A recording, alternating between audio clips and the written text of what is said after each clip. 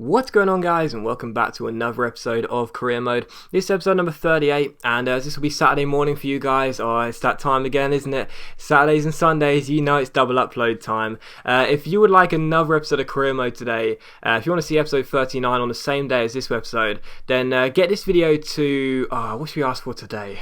We've been doing really well on the likes lately. I'm going to go for 800 likes again. That's what I asked for last time. I'm going to do the same again. If we can get 800 likes on this video, 800 likes, I will upload another episode of Career Mode later on this evening after the West Ham Man City game, I think it is tonight. So if you can get this video to 800 likes, we will upload another episode of Career Mode later on tonight. So there's your challenge, 800 likes. I know you guys can do it. We're doing great at the moment. And show your support for the series, 800 likes. Show me how much you love it. And I'll upload the next episode of Career Mode later on this afternoon after the West Ham Man City game, so that'll be around 7:30 p.m. So there you go, another episode of Career Mode. All you need to do is stick 800 likes on this, and I'm sure you guys can do it. But anyway, guys, we take on Spurs for the first game of what could be 2 episodes today, and we take on Spurs at White Hart Lane. And as you guys have seen, we've only lost once in this season, once in the Barclays Premier League. We've been doing very well. In fact, in all competitions actually, we've been doing very well this season. So it's been a great start to us. So coming to White Hart Lane, I was feeling very, very confident here after that fantastic 2-0 win away in Italy against Fiorentina in the Europa League. And in the 14th minute, Luke Shaw collects the ball, goes down left-hand side, and what a run this was by my left back. Absolutely incredible. Brilliant piece of dribbling, crossed it towards the far post. It's cleared away by Lloris, and Townsend's shot is well saved by the French goalkeeper. So still 0-0 here, but a great run by Luke Shaw there. I had to watch it on the replay. It was really good. But it was still 0-0. But from the resulting corner, Townsend crosses it in. It goes all the way to the far post, and there is Leroy Fer, unmarked, who volleys it in as powerful as you like. What a strike that was by my number 10 into the back of the net. It had so much power, I'm surprised the goal was still standing. 1-0 to Norwich. What a start for us. Fer with the goal, and it was Luke Shaw who deserved all the credit for that amazing run. But 1-0 here. However, Harry Kane equalised in the 32nd minute. Who was actually playing on loan for Norwich last season, well, 2 seasons ago in a game. Harry Kane gets the goal, a really good strike. It puts it into the back of the net, and that makes it Tottenham 1, Norwich 1. And a few minutes after that, Kane collected the ball again. Russell Martin couldn't get to it. Kane comes through. It's a great save by Jack Butland at the near post, and Spurs had a corner. So they were putting the press on. They really did want to make sure that they were going in front as we approached half-time. And from the resulting corner, Lamela crosses it towards Vertonghen. It's headed inside. It comes to Shirashez at the far post. And the Romanian centre-back has a simple finish at the far post, unmarked, basically an open goal. Simple finish for Shirashez, and that makes it 2-1 to Spurs. So frustrating, because we had the lead in this game, and unfortunately we conceded it before half-time. So it's 2-1 here. But straight from kick-off, Martial collects the ball and takes aim from range, but it's a good save by Hugo Lloris to deny the French striker, deny his French teammate. So still 2-1, but Townsend crossed it in again towards the head of Leroy Fer, and Fer can't add to his goal tally, and the score remains at 2-1 as we go into half-time. But in the 48th minute, Nathan Redmond dispossesses Lamela here and skips past Kyle Walker. Goes down left-hand side here. Nice Berber spin to get around Kyle Walker. Nice Ronaldo chop. The ball eventually finds the feet of Ross Barkley. His shot is well saved by Lloris at the near post though. And in the 75th minute, Spurs came through. Chadley collects the ball, gives it to his Belgian colleague Dembele. Dembele rolls it out to Lamela, and the Argentine takes a strike. Good save by Jack Butland. It comes to Chadley. Chadley collects, but Spurs fail to make the most of it as Smalling clears. But again, does finish 2-1. Frustrating, very, very frustrating. Funnily enough, that is the scoreline of our first ever loss in this series. Funnily enough, against Spurs. Funnily enough, in the Barclays Premier League. Funnily enough, at White Hart Lane. So how's that for a coincidence? So 2-1 the final score. Very frustrating, but it was to be expected. You know, I mean, it's only our second loss of the season.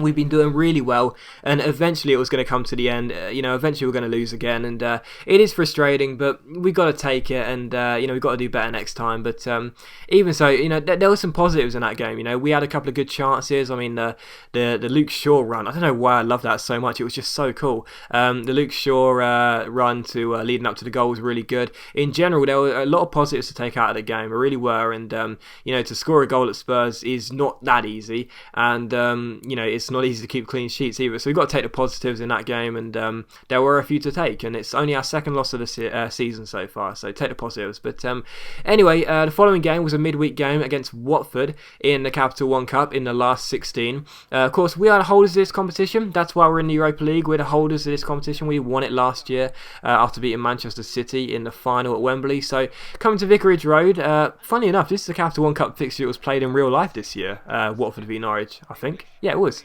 It was. So, yeah, so, another coincidence. Yeah, so taking on Watford, I was feeling very confident. Watford, of course, the championship side. Felt we'd have enough to rest the entire side and still managed to beat Gianfranco Zola's men. So, coming into this game, was feeling very confident despite that loss away at Spurs. And in the 3rd minute, Yaya Sanogo collects the ball here, chips it through to Billy Sharp, and Sharp chips the ball over the goalkeeper and into the back of the net. So, what a start. 4 minutes in, and we already had a goal. Billy Sharp with it. Lovely assist by Yaya Sanogo, and a lovely finish by Billy Sharp as well. So 1-0 to us. But in the 14th minute, Watford collected the ball and gave it away. Anthony Pilkington gets it, drills it inside to Johnny Howson. Howson rolls it to Billy Sharp, and his aim is a little bit askew as it goes wide of the post. So still Watford 0, Norwich 1. But in the 17th minute, Pilkington collects the ball here, cuts inside his man, takes aim. It's a good block by the Watford defender, but they give it away. Johnny Howson collects it, gives it to Yaya Sanogo, and a man on loan from Arsenal collects a goal. So it's a goal for Sanogo, a goal and assist, a really good finish there by Yaya Sanogo.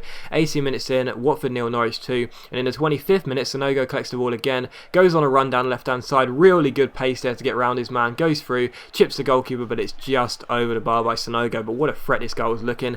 And in the 27th minute, Dale Jennings collects the ball and lifts it over the top towards Teddy here. Teddy collects the ball, beats his man to it, crosses the ball in towards Billy Sharp. Sharp comes through, and just like the game against Everton, the shot is saved by the goalkeeper, but it ends up going into the back of the net anyway. So Sharp gets the goal, and it's Watford 0, Norwich 3. 2 goals for Sharp. What a game he was having. And yeah, we're 3-0 up here. But on a stroke of half an hour played, Martin Olsen gives away a sloppy penalty. It was a clumsy challenge by my Swedish left back there. Clumsy challenge, takes him down, and a definite penalty for Watford. Troy Deeney steps up against Mark Bunn here and ends up putting the ball down the middle. So Troy Deeney gets Watford back in the game. It was a simple finish from 12 yards out, and unfortunately that clean sheet was already gone. So 31 minutes in, Watford 1, Norwich 3. But just before half time, Teddy collects the ball here. Teddy comes through, rolls it through to Billy Sharp. Sharp takes aim, but unfortunately he can't get his hat-trick as the ball hits the underside of the bar and is cleared by Watford. So very unfortunate that Sharp couldn't get a first half hat-trick. But Watford failed to clear this here. They were doing terribly. They were just trying to pass out from the back, completely gave it away. Howson collects it, but unfortunately that is how the game finished at half time. So 3-1 to us, a great start. My strike partnership with Sharp and Sanogo was looking really good. So 3-1 here. But as soon as the second half started, I put out my stall early on, wanted to make sure we get another couple of goals, and Yaya Sanogo got the first one. Really good finish there. Was played through and a great finesse past the goalkeeper. So Sanogo pulls out the push-up celebration and makes it Watford 1, Norwich 4. We were dominating here at Vicarage Road, and the boos were coming out for the former Italian striker Zola. So still 4-1 here. Watford just weren't getting into the game whatsoever, and in the 65th minute, Doyley gives the ball away. Sanogo collects it, runs through on goal, chips it through to his fellow Arsenal loanee, Serge Gnabry,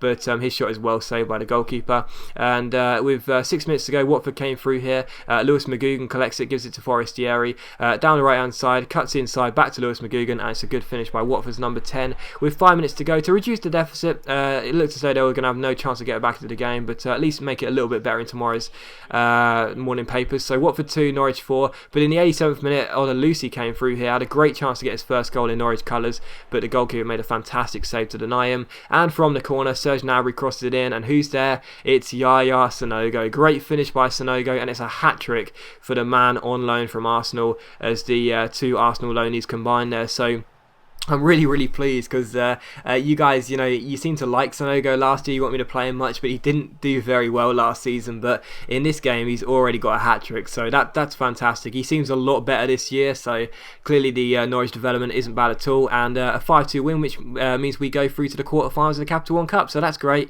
It's really great. I'm determined to make sure that we will win this tournament again. It's going to be very hard, but it's been great so far. And yeah, we're into the quarterfinals, and Mark Bunn comes to us again and says that he's not happy, he wants to get loaned out. I mean, God almighty, I'm seriously thinking about, locking my door from now on, because I cannot stand this guy. He just will not stop complaining. But here's a youth squad monthly report, and by that I mean youth player monthly report. Jake Fotheringham, the only player in our youth squad so far, looks like he's going to be average at best, but so far we'll just take what we can get.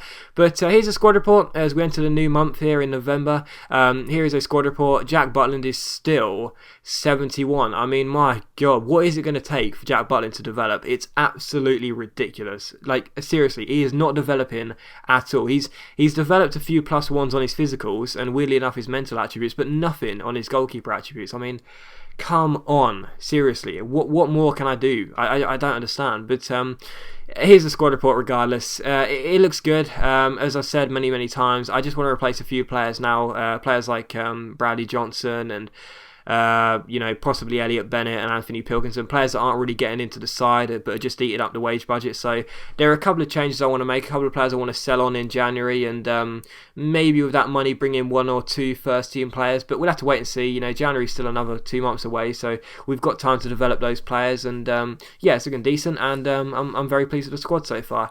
But here's a look at the league table. We currently sit in 9th, and we do have a game in hand though. That will take us up to 7th if we win it, so it's looking okay, and we just need to press on now for the next couple of months to have a good start in the new year. But as always guys, a big thank you for watching today's video. I really hope you enjoyed it. If you have, don't forget to leave a like. Another 800 likes on this video and I'll upload another episode of Career Mode later on tonight. So 800 likes, let's get it done for another episode of Career Mode today. And yeah, hopefully I'll see you for that episode today, if not tomorrow morning.